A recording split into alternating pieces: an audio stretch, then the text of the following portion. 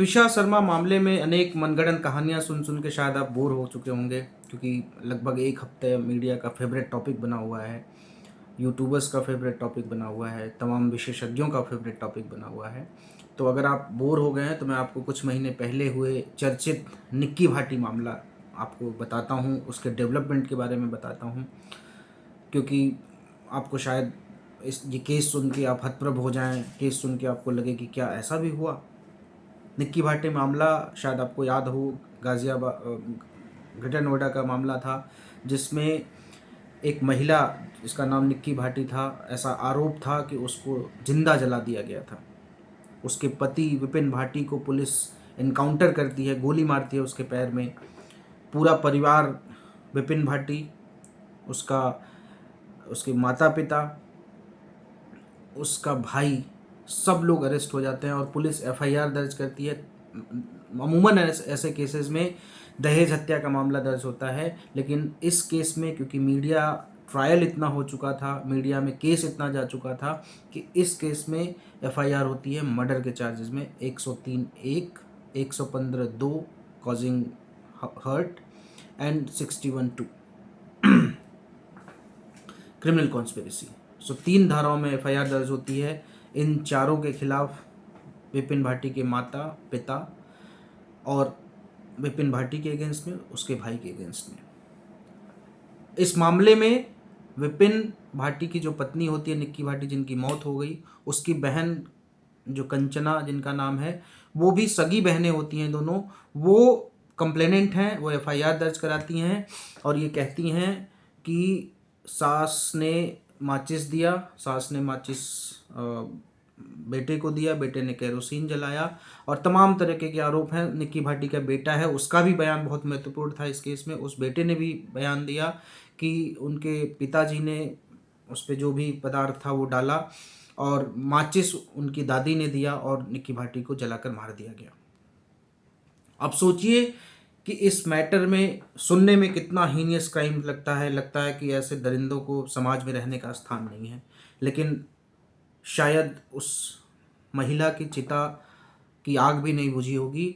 और आज खबरें ये आती हैं कि दोनों परिवारों में सेटलमेंट हो चुका है, प्रॉपर्टी का लेन देन हुआ है। प्रॉपर्टी का लेन देन निक्की भाटी के परिवार वालों ने किया है और उसके बाद उन्होंने इस मामले में सेटलमेंट कर लिया है, और सेटल करके पंचायत द्वारा इनको सेटलमेंट हो गया है। और ये अब केस को, जो लास्ट हियरिंग हुई थी उसमें जो कंप्लेनेंट थी, जो उनकी बहन थी, वो जाके कहती हैं कि इंसिडेंट्स के समय जो उनकी गवाही होती है, वो इंसिडेंट्स के समय वो ये कहती हैं कि परिवार में उस समय कोई मौजूद ही नहीं था। जब परिवार में कोई मौजूद नहीं था तो इतना मीडियाबाजी क्यों हुई, इतना मीडिया में जाके क्यों कहा गया कि इन लोगों ने मुझे मारा है। और आप ये सोचिए कि उनमें अभी विपिन भाटी अभी भी जेल में है, बाकी लोग बाहर हैं, लेकिन अभी भी वो विपिन भाटी अभी भी जेल में है।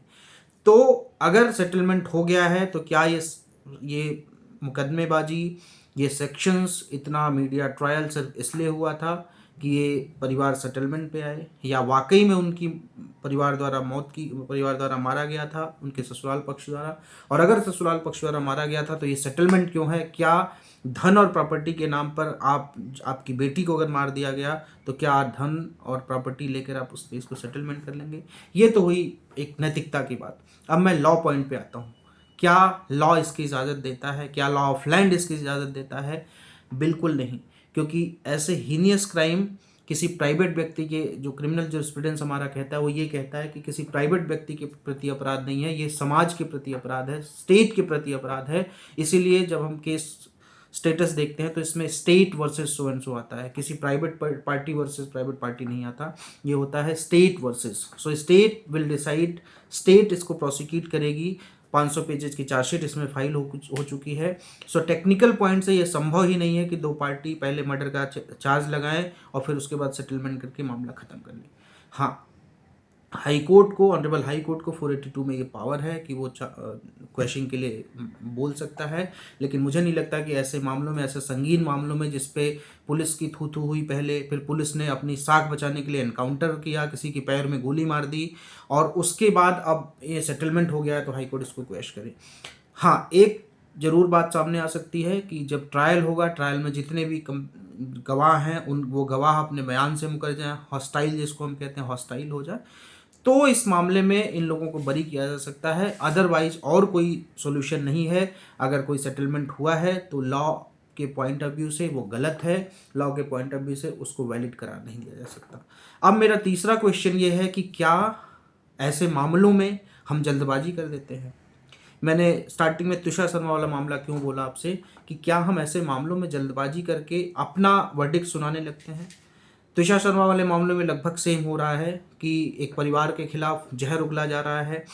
जिस महिला को बेल मिल गई, हालांकि उनकी भी गलती थी कि उनको मीडिया में जाके मीडियाबाजी नहीं करना चाहिए था। आपको बेल मिल गई, आप शांति से घर में रहती, आपको जाके तमाम तरीके के बयान नहीं देने चाहिए थे।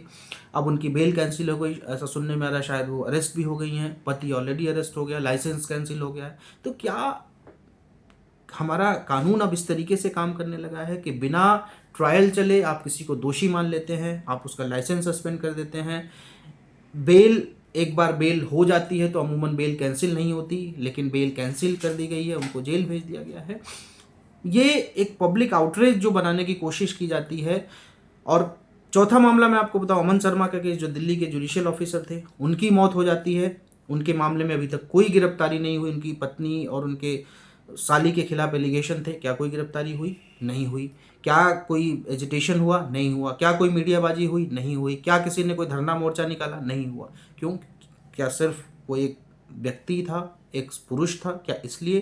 क्या महिलाओं के मामले में आपको सिंपैथी ज़्यादा मिलती है इसलिए आप मीडियाबाजी करते हैं, इसलिए एजिटेशन निकलते हैं, इसलिए ज़्यादा उसमें बयानबाजी होती है? इन सबको सोचने की ज़रूरत है। लॉ जो आर्टिकल 14 कहता है, इक्वलिटी बिफोर लॉ, सबको इक्वल ट्रीट किया जाना चाहिए। अगर उस मामले में ऐसा हो रहा है तो इस मामले में भी ऐसा होना चाहिए। और मैं मानता हूं कि ट्रायल और जो इन्वेस्टिगेशन है उसको कभी भी अफेक्ट किसी को नहीं करना चाहिए, उसको अपने तरीके से काम करने देना चाहिए। जब जब हम कोशिश करते हैं कि मीडियाबाजी करके हम ट्रायल को अफेक्ट करने की कोशिश करते हैं या फिर इन्वेस्टिगेशन को अफेक्ट करने की कोशिश करते हैं, मामले बहुत ही विपरीत होते हैं। निठारी हत्याकांड हम सबको याद है, कितना बड़ा मामला बना था, कितनी मीडियाबाजी हुई, और कि उस आदमी को, जो व्यक्ति निर्दोष था, उसको हमने कितना लताड़ा, कितना हमको लगता था अगर वो मिल जाता हम उसको जान से मार दें। वो व्यक्ति 10 साल बाद जेल में रहने के बाद निर्दोष करार दिया जाता ऑनरेबल हाई कोर्ट से। तो मुझे लगता है कि हमको जल्दबाजी नहीं करनी चाहिए। जो भी दोषी हो, कोई भी दोषी हो, दोषी को सजा मिलनी चाहिए, लेकिन निर्दोष को किसी एजिटेशन में, किसी मीडियाबाजी के चक्कर में दोषी करार नहीं दिया जाना चाहिए। ये मेरा आप सबसे विनती है। आज के सेशन में इतना ही। धन्यवाद। जय हिंद।